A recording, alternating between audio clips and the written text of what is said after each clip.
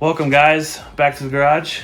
Today we're going to be prepping the car for track day tomorrow. We're going to go through what we do to the car to prepare it, and then what tools we're going to bring to the track. Yeah, so there's plenty of great stuff to bring along to your local grassroots racetrack. We have one here that's super awesome and super affordable for everybody to get into. Some of the stuff that we'll go into is great just for general maintenance stuff, but when you're going to the track and you're putting a lot more extra stress on your car, you really want to make sure that the car is in tip-top shape before you go out there. And we'll give you a sneak peek at some of the stuff that we take for our track day, just to make it easier in case something goes weird. Also, be sure to like and subscribe and follow us on our journey throughout the season this year. Okay, so we're gonna go ahead and go into some of the tools that I like to bring along on my track days. First of all, I like my little impact. This will save your energy. It's so much easier to use something that's battery powered than having to turn it with a wrench. Although it is a little bit more difficult to get into some tight spaces. You also want to make sure you bring some good gloves. Things get hot, you're going to be reaching into a hot engine bay, so definitely protect your hands. Flashlight to be able to see into areas. Various pliers and snips. Some Allen wrenches. Your wheel socket. Always bring zip ties. You never know when you're going to need to have like an underbody tray or something like that come loose and you just need a quick fix just to get you back home. Best advice. Yeah, those things come in handy so much. Also, just some various wrenches. I like the ratcheting style wrenches, as well as various deep and shallow sockets. A breaker bar, some extensions and adapter kits, a torque wrench, and then, of course, you can never forget some rags. You're always going to get dirty working on a car. And then finally, we have some stuff down here. So we have an automated inflator, so you can inflate, deflate your tires. A really good tire pressure gauge, because as you go through the track, your tires are going to warm up. And when that happens, your tire pressure will go up. So you want to be able to make sure that you maintain a consistent tire pressure between runs. A jack, and then some jack stands in case you need to get under the car, as well as a funnel and a rag in case you need to top off any fluids while you're there. So this is just the basic kit. You can bring a ton more. You can also pare some of this stuff down, but this is always going to be a really great setup to get you through a track day. All right, so we're just going to check the fluids real quick. What I'm going to check first are the fluids that I don't have to mess with. The coolant, we're at max, so that's great. I don't have to touch that. Same with the brake fluid. I can't see it right now. I'm gonna have to get a flashlight in there. We'll do that off camera. And then I'm gonna check the oil.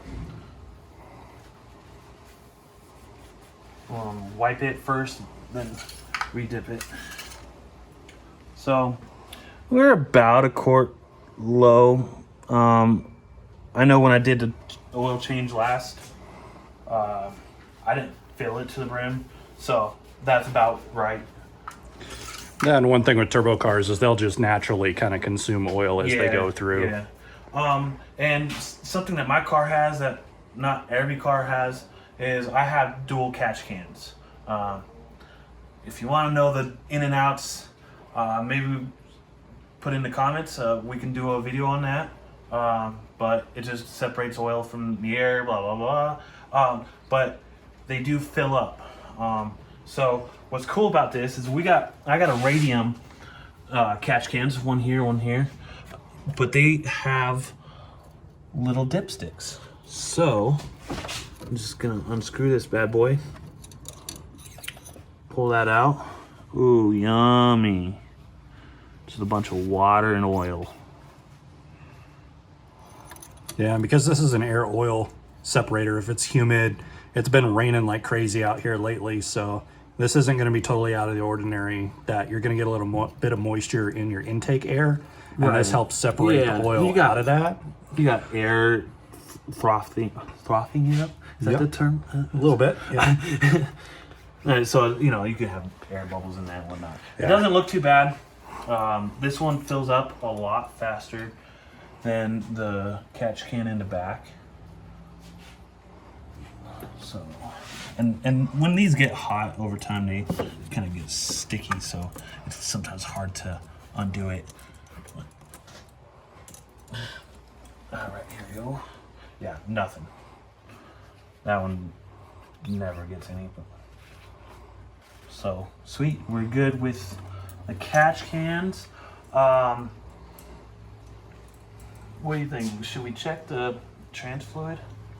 I'm not too concerned about the trans fluid, but mostly because this doesn't have a dipstick, and the only way to check a transmission that doesn't have a dipstick is to actually open up the fill hole and then add fluid until it starts to run out of the fill hole, and that's how you know it's full. If you start running low on fluid, you may start running into some excess noise, things like that from your gearbox. And then that's when you really want to get concerned. But typically, if you don't have a dipstick, it's not a regular service interval item, and you can just follow the OEM maintenance handbook. So I do have also a K&N filter in here. So what we'll probably do is overnight I might pull that out and rinse it because it is pretty dirty. Then we'll oil it when it dries. But that's a process, and I don't want to take it out, wash it, and then put it back on the car and let the car suck in a bunch of water. So that's probably an overnight thing, and I'll just cap off the intake so no critters go in there and get sucked up. Hey, what else, Chris?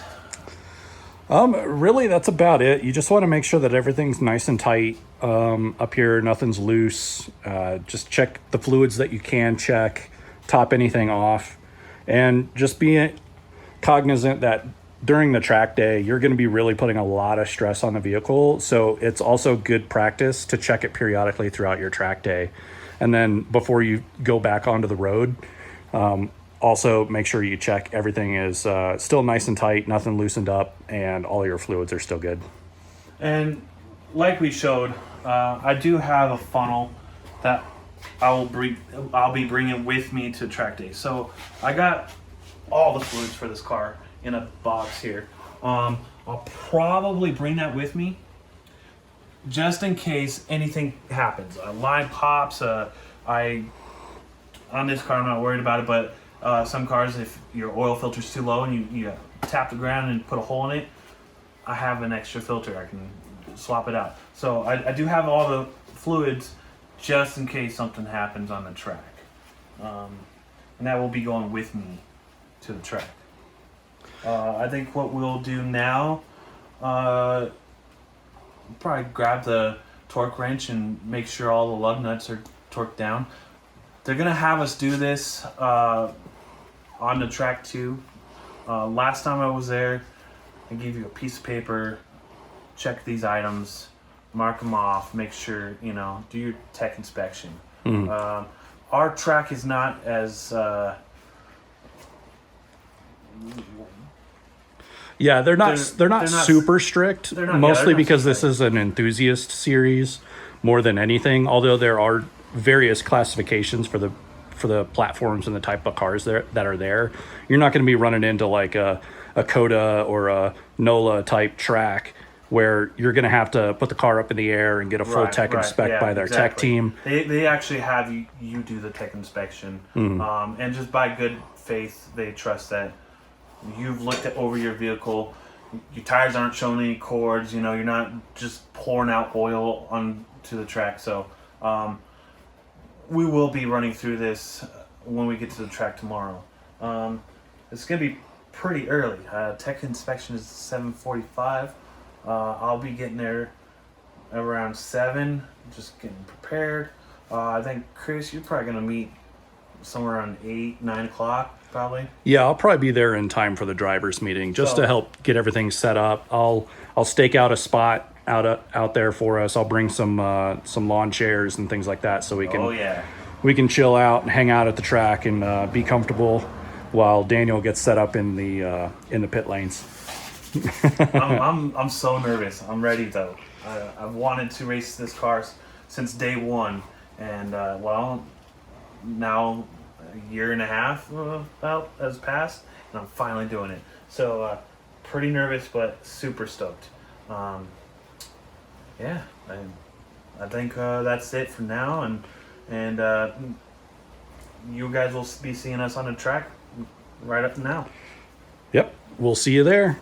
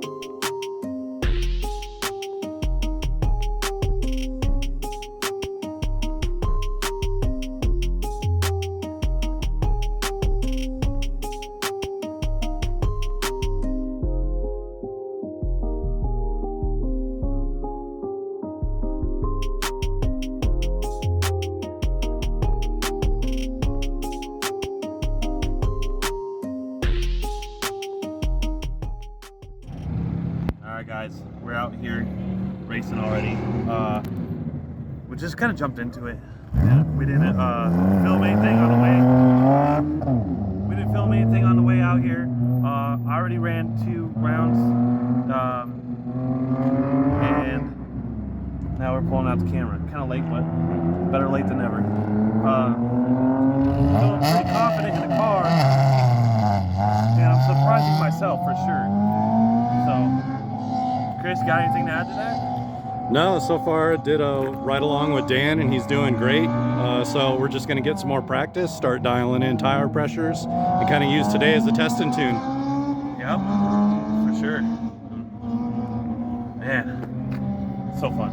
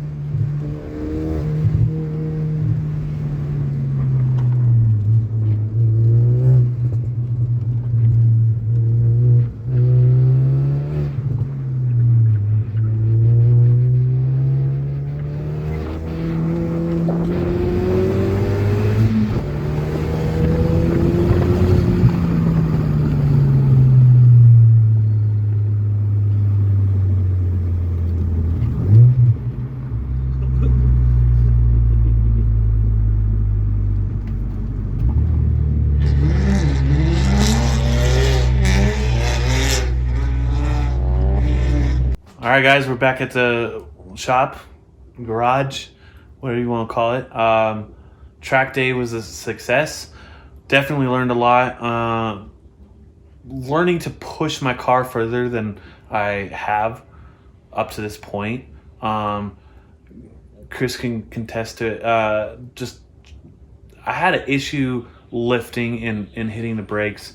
Thankfully, I had Chris there to, tell me, keep on it, stay on, stay on it in the corners. So definitely, Chris, thank you and for helping me out. And so my track times went from 42 seconds, I think it was 42.7 or something like that, down to a 40.3. So knocking off about 2 seconds off my time. For my first time on the track with this car, I think it was a success. Yeah, absolutely. Yeah, today was a great day. Tons of awesome cars that were out there. Got to see a lot. Got to talk to a bunch of other drivers out there, see how they're doing, their challenges and their tips and tricks they have for their cars. But Daniel did great today. Like he said, it was his first time on track with this car, and we got some good coaching session in there. Great time improvement. It's only going to get better from there. We were able to use today kind of as the test and tune as well. So he was using different tuning maps, figuring out which one would work better. We're messing with launch control, and then tire pressures. Definitely the biggest. I think that was the biggest factor was tire pressure, because when I first went out, I think I had the front set to like 42 pounds, which is about what you're supposed to run these tires on the road. And I think the backs were like 38, 40. Too much air. So definitely had to lower the pressure down to get traction. There's a few times it got sideways, but luckily I was able to reel it back in and keep going straight. But definitely learned a lot in just one day. So Yep, and today's just the first track day of many coming up. So definitely hang out with us and watch the rest of the season. Here pretty soon, we're also going to be working on the Miata. We're going to swap the clutch out on that, and we're going to turn that into also a Time Attack car. So you're going to get some footage of both cars on Time Attack when those come up. That'll be great. And we definitely look forward to bringing you along on the journey. All right, guys. Thank you. Yep.